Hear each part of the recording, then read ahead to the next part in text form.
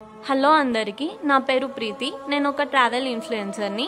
నేను వివిధ ఆలయాలు ఇంకా ప్రదేశాలు తిరుగుతూ మీకు వాటి గురించి తెలియజేస్తుంటాను. ఈరోజైతే నేను తిరుపతిలో ఉన్న కపిల తీర్థం ఆలయానికి వచ్చేసాను.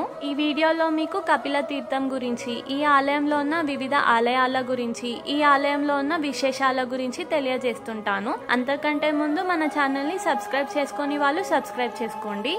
ఈ కపిల తీర్థం ఆలయం వచ్చేసి తిరుమల తిరుపతి దేవస్థానం వారి ఆధ్వర్యంలో తిరుపతిలో ఉన్న ఏకైక శైవ క్షేత్రమట.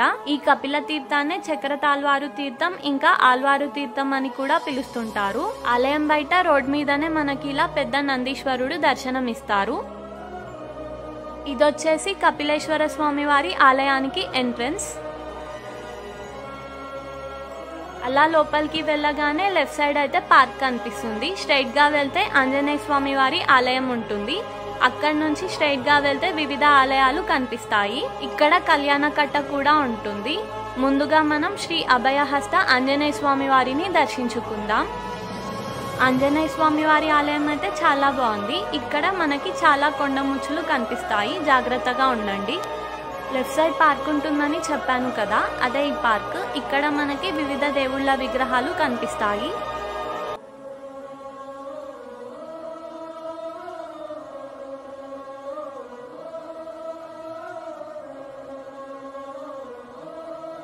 ఇదొచ్చేసి ఆళ్వారు తీర్థం.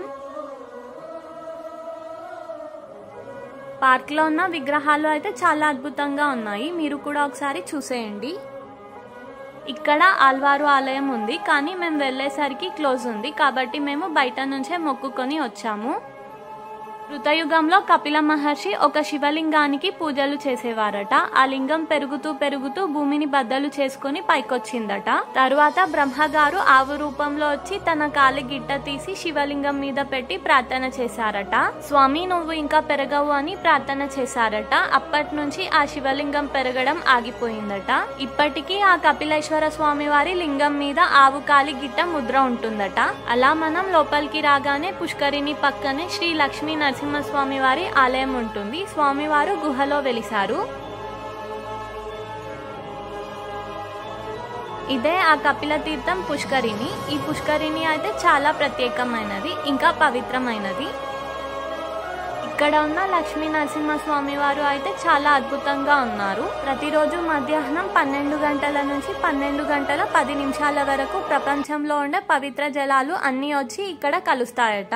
అందుకే ఈ పుష్కరిణిలో స్నానాలు చేసినా లేదా ఆ నీరు నెత్తిన చల్లుకున్న సకల దోషాలు, సకల పాపాలు తొలగిపోతాయట. వర్షాలు బాగా పడినప్పుడు వాటర్ ఫాల్ కూడా ఉంటుంది. పైనుంచి నీళ్లు కిందకి వస్తుంటాయి. అలా ఆ పైనుంచి కింద వరకు నీళ్లు ప్రవహిస్తూనే ఉంటాయి. చాలా బాగుంటుంది. ఇక్కడ స్వయంభూగా వెలిసిన కపిలేశ్వర స్వామి వారి శివలింగం అయితే చాలా ప్రత్యేకమైనది. అలాగే ఇక్కడ కామాక్షి అమ్మవారు కూడా చాలా పవర్ఫుల్. అమ్మవారికి అలంకరించిన చందనం ప్రసాదంగా స్వీకరిస్తే తగ్గని జ్వరాలు కూడా తగ్గిపోతాయట. అలాగే ఈ ఆలయంలో మనం రుక్మిణి సమేత వేణుగోపాల స్వామి వారిని, లక్ష్మీనారాయణ స్వామి వారిని కూడా దర్శించుకోవచ్చు. అలాగే ఈ ఆలయంలో ఉన్న కాలభైరవుడు సంతాన రక్షకుడిగా ప్రసిద్ధి. సాక్షాత్తు ఆ వెంకటేశ్వర స్వామి వారికి పద్మావతి అమ్మవారితో కళ్యాణం చేయించిన దేవుడిగా కపిలేశ్వరునికి ప్రసిద్ధి. అలాగే తిరుపతి వచ్చిన వాళ్ళు ముందుగా కపిల తీర్థాన్ని దర్శించుకొని తర్వాత శ్రీ వెంకటేశ్వర స్వామి వారిని దర్శించుకోవాలట. అలాగే ఈ ఆలయంలో చాలా ఉపాలయాలు ఉంటాయి, అన్నిటినీ దర్శించుకోండి. ఈ ఆలయం అయితే చాలా పవిత్రమైనది, ఇంకా చాలా అద్భుతమైనది. కాబట్టి ఈసారి తిరుపతి వెళ్ళినప్పుడు ఈ ఆలయాన్ని తప్పకుండా దర్శించుకోండి. మీకు ఈ వీడియో నచ్చితే ఈ వీడియోని లైక్ చేసి మీ వాళ్ళకి షేర్ చేసేయండి. అలాగే మన ఛానల్ని సపోర్ట్ చేయండి.